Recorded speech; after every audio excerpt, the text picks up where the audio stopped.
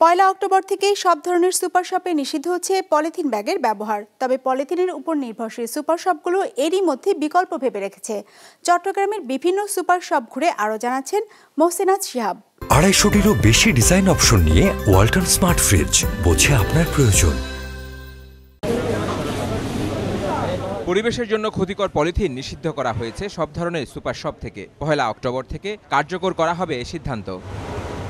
এরই মধ্যে বিকল্প ভেবে ফেলেছে প্রবর্তক মোড়ের উৎসব সুপার শপ। ইতিমধ্যে আমরা এই যে এখানে অলরেডি একটি ব্যাগ, এটা হচ্ছে যে কম্পোস্টেবল, এই ব্যাগটা অলরেডি আমরা এই ব্যাগটা নিয়ে কাজ করছি। বিভিন্ন সাইজের হবে আমরা, আর আমাদের তরফ থেকে হচ্ছে যে কাস্টমারদেরকে অ্যাওয়ার করার জন্য কাস্টমার থেকে কাপড়ের ব্যাগ বা জুটের ব্যাগ আনার জন্য অ্যাওয়ার করছি, তারা যেন সাথে করে নিয়ে আসে। ক্রেতাদের কাছে শহরের আরেকটি জনপ্রিয় শপ আগোরা পাটজাত পণ্যকে বিকল্প হিসেবে ব্যবহারের চিন্তা তাদের। 1 তারিখ থেকে আমরা হয়তো এর বিকল্প জুট ব্যাগ হিসেবে আমরা ব্যবহার করব।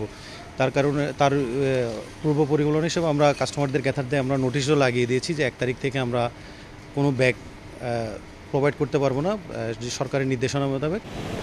একই ভাবনা স্বপ্নসহ অন্যান্য সুপার শপেরও। সরকারের এমন সিদ্ধান্তকে সাধুবাদ জানাচ্ছেন পরিবেশবিদরা। আমাদের উৎপাদনশীলতা থেকে শুরু করে বাস্তুতান্ত্রিকতা ধ্বংস হচ্ছে এই পলিথিনের কারণে, বিভিন্ন প্রক্রিয়ায় হাট বাজারে শৃঙ্খলাহীনতার কারণে।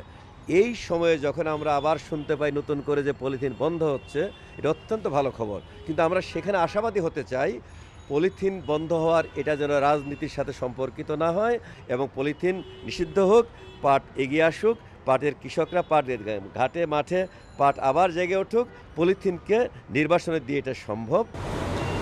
এর আগে 2002 সালেও নিষিদ্ধ করা হয়েছিল পলিথিন, কিন্তু তার বাস্তবায়ন করা সম্ভব হয়নি। মোহসেনাত শিহাব, বিজনেস রিপোর্ট, মাছরাঙা টেলিভিশন।